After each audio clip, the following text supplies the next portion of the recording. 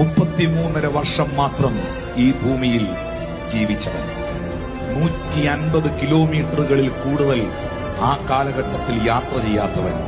University ബിരുദങ്ങളോ സർട്ടിഫിക്കറ്റുകളോ കയ്യിലില്ലാത്തവൻ.